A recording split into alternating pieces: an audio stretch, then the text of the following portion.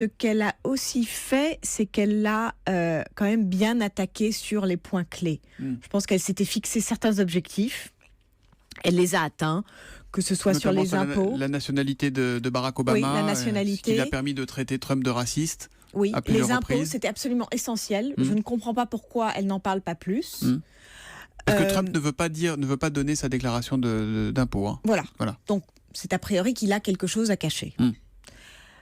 Donc, sur ce sujet-là, sur les armes à feu et sur l'international, où il y a des grands sujets, sur les alliances, sur les vraies questions stratégiques, mais aussi sur la Russie, avec laquelle Trump entretient quand même des rapports très très curieux.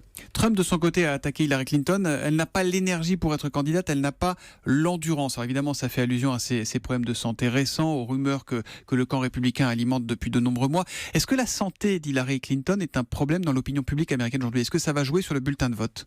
Sa santé ne va pas jouer. D'ailleurs, elle paraissait en très très bonne santé hier soir. Cette nuit. Et elle a très bien répondu à sa question en disant, vous parlez d'endurance, regardez combien de fois j'ai fait le tour du monde, et puis regardez sa carrière. Elle n'a pas arrêté depuis 1991. Ce qui jouera un petit peu plus, c'est sa réticence à la transparence. On la perçoit comme quelqu'un qui ne veut pas tout révéler. Je le comprends, elle se protège, elle se fait constamment attaquer, donc je peux comprendre qu'elle se sente un peu sur la défensive, mais c'est une de ses vulnérabilités. C'est vraiment son point faible à Hillary Clinton? Oui. Ça, et puis l'affaire des emails, qu'est-ce qu'on lui reproche? D'avoir utilisé sa messagerie privée quand elle dirigeait la diplomatie américaine, donc ça on n'a pas le droit de le faire. Elle a dit « j'ai commis une erreur ». On sait que les mots aux États-Unis ont des portées très fortes. Quand on dit « j'ai commis une erreur », est-ce que c'est grave pour les téléspectateurs qui entendent ça? Non, et pour c'est qu'elle a pris ses responsabilités et qu'elle a essayé de clore le sujet en disant « voilà, j'ai commis une erreur » et passer à autre chose. Elle assume.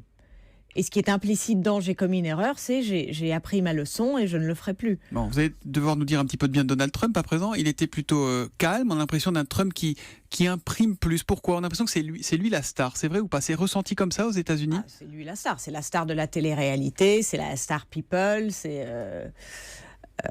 qu'on l'aime ou pas, c'est la star. Moi, je trouvais qu'il n'a pas été mauvais. Il a été même bon sur certains points.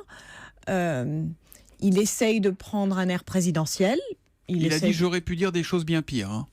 Oui, donc ça c'est une petite menace voilée qui laisse entrevoir ce qui pourrait suivre dans les prochains débats. Et surtout, il faut voir ce qu'il fera par la suite, parce qu'on est encore très très loin de l'élection. Léa Pizarre, vous avez été la conseillère de Bill Clinton. Quel est le rôle de Bill Clinton dans cette campagne? Est-ce qu'il joue un rôle déjà? Oui, il joue forcément un rôle. Je pense qu'il la conseille beaucoup. Ils sont très très proches. Donc ils se parlent tout le temps. Il était dans la salle cette nuit, on l'a vu à ses côtés. On l'a vu, il rayonnait, il est très fier d'elle, très très fier. Et oui, il est évidemment, c'est, je dirais, son conseiller le plus proche. Et vous savez comment il vit le fait de devenir éventuellement première dame, entre guillemets, de la Maison Blanche? Pourvu que ça arrive, mais je pense qu'il le vivrait très bien et qu'il trouverait largement de quoi s'occuper. On est d'accord pour dire qu'avant le second débat, quand il est le 9 octobre, le match n'est toujours pas plié?